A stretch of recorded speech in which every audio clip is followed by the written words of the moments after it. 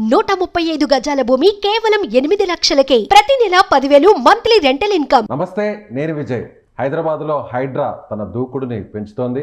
ఇప్పుడు పాత బస్తీపై తన కాన్సన్ట్రేషన్ని పెంచింది. ముఖ్యంగా మూసీ నది ప్రక్షాళనలో భాగంగా పాత బస్తీలో ఉన్నటువంటి అనేక అక్రమ కట్టడాలను కూల్చివేత ప్రారంభం ఇవాళ నుంచి స్టార్ట్ అయింది. సో దీనిపైన విశ్లేషణ చేయడానికి పొలిటికల్ అనలిస్ట్ చందు శ్రీనివాస్ గారు మనతో పడుతున్నారు. నమస్తే శ్రీనివాస్. నమస్కారం విజయ్ గారు. హైడ్రా ఎక్కడ కూడా ఒక్క అడుగు కూడా వెనకడుగు వేసే పరిస్థితి లేదు. సో ఇవాళ నుంచి కూడా అందరు ఎదురు చూస్తున్నటువంటి పాత బస్తీలో కూల్చివేతలు స్టార్ట్ అయ్యాయి. ఎలా చూడాలి? డెఫినెట్గా అండి. ఇప్పుడు అదొక మంచి సదుద్దేశంతో ఏర్పాటు చేసింది. కానీ గతంలో ఈ యొక్క మూసీ పరివాహ ప్రాంతం కావచ్చు, హైదరాబాద్లో నదులు ఏదైతే చెరువులు కావచ్చు, నాలాలు కావచ్చు, పార్కు స్థలాలు కావచ్చు, ఎక్కువగా 2016 నుంచి 2021 వరకు ఆక్రమణకు గురైనాయి. మరి ప్రభుత్వ ఆస్తుల్ని ఇట్లా ఆక్రమణకు గురి చేసుకోవడం తప్పే కదా. గత ప్రభుత్వం చూసి చూడనట్టుగా ఉండటం వల్ల ఇప్పుడు ఈ ప్రభుత్వం రేవంత్ రెడ్డి గారు మొదటి నుంచి ఒకే స్టాండ్ మీద ఉన్నాడు. ఆయన హైడ్రా అనేది ఆయన మానస పత్రిక అని చెప్పాడు. ఆ దిశగా తన మన ఏం లేదు. ముందు పల్లవరాజు గారు మాజీ కేంద్ర మంత్రి, కాంగ్రెస్ నాయకుడిదే, సోనియా గాంధీ ఫ్యామిలీకి అత్యంత సన్నిహితుడు ఆయనదే కొట్టేస్తే ఇంకా ఏదుంది? ఎవరిని వదలతలే. ఇక్కడ పార్టీలు కాదు, ఇక్కడ ముఖ్యం కాదు. హైదరాబాద్ భవిష్యత్తు ముఖ్యం. హైదరాబాదు మంచి నెక్స్ట్ జనరేషన్కి మంచి వాటర్ ఇవ్వాలి, వరదలు వచ్చినా ఎటువంటి ఇబ్బంది లేకుండా ఉండాలి. దేశానికే కాకుండా ప్రపంచానికి మార్గదర్శకంగా హైదరాబాద్ని ప్లాన్ చేస్తున్నారు. మరి దానికోసం 1,00,000 కోట్ల పైన బడ్జెట్తో మూసీ పరివార ప్రాంతాల్లో నిర్వాసితులకి డబుల్ బెడ్రూమ్స్ ఇద్దామన్నారు. 16,000 మందికి ఆల్రెడీ ఒక 200 ఫ్యామిలీస్ వెళ్ళి కలెక్టర్ గారు ఇచ్చేసి వాళ్ళు చక్కగా యాక్సెప్ట్ చేసి వెళ్తున్నారు. కొంతమంది యాక్సెప్ట్ చేయకుండా ఎందుకుంటున్నారంటే ఇప్పుడున్న ప్రతిపక్షాలలో వాళ్ళు రెచ్చగొట్టి వాళ్ళు ముందు తీసుకొచ్చి అన్యాయం జరుగుతుందనే భావంతో కోర్టులకు వెళ్ళి ఎక్కడిక్కడ స్టేలు తీసుకొచ్చి ఆపేద్దామని అనుకుంటున్నారు. ఇక్కడ ఆపటం అనేది ఇక్కడ మీరు చూసారు లేదు. తాత్కాలికంగా మేము ఉన్నామని చెప్పేసి ఆయా పార్టీలు అన్నీ తప్పితే ఇక్కడ మార్నింగే ఆల్రెడీ స్టార్ట్ అయింది. అంటే ఇక్కడ ఏంటి? ఇక్కడ భవిష్యత్తు ఏంటి? నెక్స్ట్ జనరేషన్కి ఏమి ఇవ్వాలి? మంచి గాలి ఇవ్వాలి, మంచి వాటర్ ఇవ్వాలి, ప్రభుత్వ ఆశను పరిరక్షించుకోవాలి. ఇప్పుడు ఇట్లా జరుగుతుంది కదా. 10 రోజుల క్రితమే ఏదైతే తెలంగాణ క్యాబినెట్ ఉందో సంపూర్ణంగా ఆమోదం తెలియజేసింది. ప్రత్యేక ఆర్డినెన్స్ కూడా తీసుకొచ్చింది. దానికి సంబంధించిన ఫైల్ కూడా రాజ్భవన్లో ఉంది. దానికి 374B ప్రకారం 1955లో ఉన్న GHM చట్టాన్ని కూడా సవరించి 374B ప్రకారం సర్వాధికారాలని హైడ్రాకి కట్టబెడుతుంది. అంటే ఏంటి? వాల్టా యాక్ట్ కావచ్చు, మిగతా చూసుకోండి, 2019లో వచ్చిన తెలంగాణ మున్సిపల్ యాక్ట్ కావచ్చు, 2008లో HMD యాక్ట్ కావచ్చు, దీనికి సంబంధించిన కోర్ మొత్తం కూడా తీసుకొచ్చి హైడ్రాకి అప్పచెప్తుంది. అంటే జంట నగరాలు మొత్తం కూడా ఈ పరిధిలో వస్తుంది. Outer ring road, peripheral ring road మొత్తం కూడా 2,500 చదరపు కిలోమీటర్ల విస్తీర్ణం హైడ్రా విస్తరించింది. దీంతో పాటు అండి అన్ని చెరువులు పరిరక్షణకి మొత్తం హైడ్రా కమిషనర్కి బాధ్యత ఉంటుంది. కాబట్టి ఇక్కడ దీన్ని బట్టి ఎక్కడ కూడా ప్రభుత్వం వెనకడికి ఇట్లా తాత్కాలిక ఉపశమనం తప్పితే. కానీ ఇటీవల జరిగిన కూల్చివేతలు విషయానికి వస్తే శ్రీనివాస్ గారు, కేవలం కొంతమంది బడాబాబులే కాదు, సామాన్య వ్యక్తులకు సంబంధించినటువంటి ఇళ్లను కూడా కూల్చివేశారు. కొంతమంది ఆత్మహత్యలు చేసుకున్నారు, కొంతమంది రోడ్డున పడ్డారు అనేటువంటి విమర్శలు వచ్చాయి. సో అందుకోసం హైడ్రా కాస్త స్లో అయింది, ఆగింది అనుకున్నారు. కానీ ఇవాళ మళ్ళీ పాత బస్తీలు, ఎవరైనా కూడా పాత బస్తీకి వెళ్ళి ఏదైనా చేయాలన్నా కూడా అధికారులు కూడా ఆలోచిస్తారు. అలాంటి పాత బస్తీలో ఇప్పుడు మళ్ళీ మూసీకి సంబంధించినటువంటి ఆక్రమణలని కొట్టివేయడాన్ని ఎలా చూడాలి? సార్ ఇక్కడ ఒకటి, అన్ని ఏది చేసినా ఎక్కడ కొట్టేసినా మొత్తం హైడ్రాకే ఆపాదిస్తున్నారు. ఇప్పుడు దీని పరిధి మూసీ ప్రక్షాళన బోర్డు ఒకటి ఉంది, దానికి దానకిషోర్ గారు ఉన్నారు. ఆయన ఆధ్వర్యంలో ఇది నడుస్తుంది. వాళ్ళ అవసరాన్ని బట్టి హైడ్రా యంత్రాలు కావాలంటే పంపిస్తారు తప్పితే ప్రతిదానికి హైడ్రా అని ముడిపెడుతున్నారు. ఇక్కడ రంగనాథ్ గారిని సెంటర్ చేస్తున్నారు. ఇక్కడ అదే జరుగుతుంది. ముందు బోర్డు ఉన్నా కానీ వెనక మాత్రం హైడ్రానే ఉంది అనేది.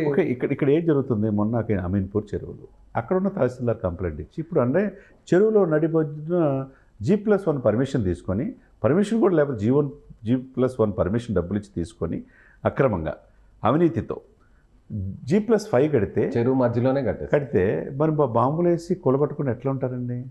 ఇప్పుడు అది తప్పు కదా. అంటే ఉంది కదా, ఎవరు అడిగేవాళ్ళు లేరు కదా అని చెప్పి గతంలో చేసిన తప్పుల్ని వీరు సరిదిద్దడానికి ప్రయత్నం చేస్తున్నారు.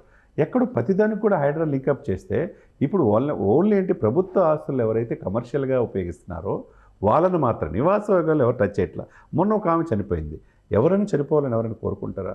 ఆమె వాళ్ళు కూతుర్లు ఎవరో ముగ్గురికి వాళ్ళకి ఇచ్చింది. అది బఫర్ జోన్ కానీ HDL దాని పరిధిలో లేనప్పుడు ఆమె అనుకోకుండా వాళ్ళ యొక్క మిగతా వాళ్ళు ప్రేరేపించి తెలియక ఆమె సూసైడ్ చేసుకొని చనిపోయిన దానికి హైదరాబాద్ ముడిపెట్టడం అది కరెక్ట్ కాదు. కానీ పర్మిషన్స్ ఇచ్చినటువంటి ఆఫీసర్స్ మీద చర్యలు తీసుకొని వాళ్ళని విధుల నుంచి పక్కన పెట్టాలి, సస్పెండ్ చేయాలి, అవసరమైతే ఆ జాబ్ నుంచి కూడా డిస్మిస్ చేయాలి అనేది కూడా ఒక వాదన వస్తుంది.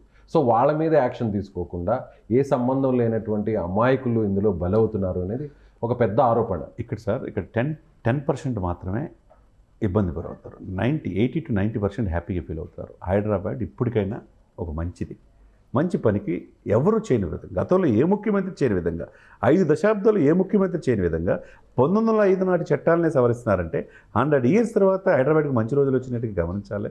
అంతా మిగతా వాళ్ళు పౌర హక్కుల సంఘం వాళ్ళు కావచ్చు, హైదరాబాద్ పరిరక్షణ కావచ్చు, పర్యావరణవేత్తలు కావచ్చు, ఇదంతా ఆహ్వానిస్తున్నారు.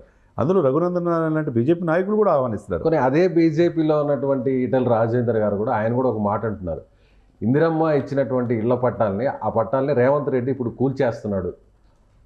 పర్మిషన్ ఇచ్చిందేమో, ఇల్లు కట్టుకోవడానికి అనుమతి ఇచ్చిందేమో ఇందిరమ్మ టైంలో, కూల్చేసేదేమో రేవంత్ రెడ్డి టైంలో అంటున్నాడు. ఇప్పుడు అదే సమయంలో అట్లా అనుకుంటే ఇదే ఈటెల గారు గత ప్రభుత్వంలో బీఆర్ఎస్ ప్రభుత్వంలో పనిచేశాడు కదా, ఆయనకి తెలియదా ఈ ఆక్రమణల గురించి? ఇప్పుడు అవకాశం వచ్చింది అని చెప్పేసి ప్రతిదీ కూడా ప్రభుత్వానికి ఇచ్చేయటం అనేది సమంజసం కాదు. అది ఏ పార్టీలోనే ఎవరున్నా హైదరాబాద్ పరిరక్షణ ముఖ్యం. సిస్టమేటిక్ వెళ్తున్నారు, ఇది ఆగే పరిస్థితి లేదు. మీరు నిన్నటి వరకు ఆగుద్దని అందరూ అనుకున్నారుగా, పొద్దున్నే చూశారుగా ఏమవుతుంది, స్టార్ట్ అవుతుంది. అంటే ఇక్కడ ఎక్కడ కూడా ఎవరికి భయపడేది లేదు. అవసరమైతే స్టేట్ కూడా వెకెట్ చేయించి ప్రభుత్వం తరఫున ప్రజల ఆస్తిని పరిరక్షించుకోవడమే నా బాధ్యత. దీంట్లో మనం లేదు, నా ఫ్యామిలీ ఉన్నాను కూడా కొట్టేస్తాం అన్నారు. కాబట్టి ఇక్కడ ఎవరైనా తాత్కాలిక ఊరట కోర్టుకి వెళ్తే ఉంటుంది తప్పితే దాన్ని కూడా వెకెట్ చేయించి ప్రభుత్వం తరఫున ఇప్పుడు ఈ రోజు రేపు గవర్నర్ దగ్గర మీరు 10 days నుంచి పెండింగ్లో ఉంది. క్యాబినెట్ ఆమోదం వద్ద తెలియజేసేసి 374B కనుక గవర్నర్ సంతకం పడింది అనుకోండి, ఏమవుతుంది? సో వచ్చేస్తుందా governor with in short time sir Vijay గారు. మళ్ళీ 2-3 రోజుల్లో గవర్నర్ సంతకంతో ఈ జీవో రిలీజ్ అయితే ఇంకెవరు మాట్లాడే వాళ్ళు ఉండరు. ప్రభుత్వం కూడా ఏమంటుంది, మీకు చట్టబద్ధత ఏముందో తెలియజేయమన్నారు. లేదంటే గతంలో ఉన్నటువంటి గవర్నర్ తమిళిసై లాగే ఇప్పుడున్నటువంటి గవర్నర్ కూడా ఏమన్నా ఈ గవర్నమెంట్కి కాస్త చురకలు వేసే పరిస్థితి ఏమన్నా కనిపిస్తుంది? అదేమీ ఉండదండి. ఎందుకంటే ప్రభుత్వం కోసం ఇప్పుడు కోర్టు కూడా ఏం చెప్తుంది, ఎక్కడైతే చెరువులు నాలాలు ఆక్రమించుకుంటే నిర్దాక్షిణ కొట్టేయండి.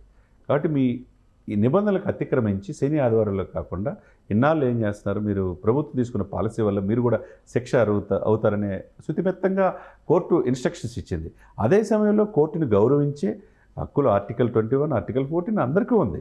అదే సమయంలో ప్రభుత్వ ఆస్తులు కూడా మనం ఆక్రమించుకోవడం మనం కూడా తప్పే కదా. గత 5 సంవత్సరాలు చేసాం, గత 5 సంవత్సరాలు చేసాం, ఇప్పుడు ఎందుకు వస్తున్నారంటే ఇప్పుడు దిస్ ఈజ్ రైట్ పర్సన్ ఉన్నాడు కాబట్టి ఆ స్థానంలో, ముఖ్యమంత్రి స్థానంలో ఏదైనా కానీ కొద్ది నష్టమైనా కానీ హైదరాబాద్కి ఈ తెలంగాణ రాష్ట్రానికి మంచి జరగాలని సదుద్దేశంతో రేవంత్ రెడ్డి గారు వ్యవహరిస్తున్నారు కాబట్టి అనేక ఆటుపోట్లు ఉంటాయి. పేరు వస్తుందని చెప్పే ఇది కావచ్చు, ఏదైనా కావచ్చు, కానీ ఇది ఎక్కడ కూడా ఆగే పరిస్థితి కనపట్టలేదు విజయ్ గారు. డెఫినెట్గా తరతరాల నుంచి ప్రభుత్వ ఆస్తులు ఇది చేసుకొని పక్కా బిల్డింగ్లు కట్టుకునే వాళ్ళకి, విల్లాలు కట్టుకునే వాళ్ళకి, ఫామ్ హౌస్లు కట్టుకునే వాళ్ళకి ఇబ్బంది ఉంటుంది. కానీ దీని మాటన పేదలకి అన్యాయం జరిగిందనేది కాదు. పేదలకి ఎక్కడ జరిగిన విధంగా డబుల్ బెడ్రూమ్స్ ఇస్తున్నారు, వాళ్ళకి ప్రభుత్వం తరపున అన్ని పథకాలు ఇస్తున్నారు, వాళ్ళకు కూడా కాంపెన్సేషన్ కూడా ఇచ్చే పరిస్థితిలో ప్రభుత్వ యంత్రాంగం పనిచేస్తుంది. కాబట్టి అన్ని శాఖల సమన్వయంతో ఇక్కడ పనిచేస్తున్నాయి. కాబట్టి మనం పాజిటివ్ వేలో చూడాలి. ఇక్కడ సకారాత్మకంగా చూస్తే ఇది మంచి పని అనేది అప్రిషియేట్ చేస్తారనమాట. Right sir. సో చిన్న చిన్న సమస్యలు, ఇబ్బందులు ఉన్నప్పటికీ కూడా భవిష్యత్ తరాలకు ఒక మంచి నగరాన్ని అందించాలి, ముఖ్యంగా ప్రకృతి వనరులను కాపాడాలి అనేటువంటి ఒక లక్ష్యంతో హైదరాబాద్ వెళ్తుంది. అందులో భాగంగానే ఈ కూల్చివేతలని శ్రీనివాస్ గారు చెప్తున్నారు. Thank you so much. Suman టీవీలో మీ పర్సనల్ అండ్ బిజినెస్ ప్రమోషన్స్ కోసం కింది నెంబర్కి కాంటాక్ట్ చేయండి.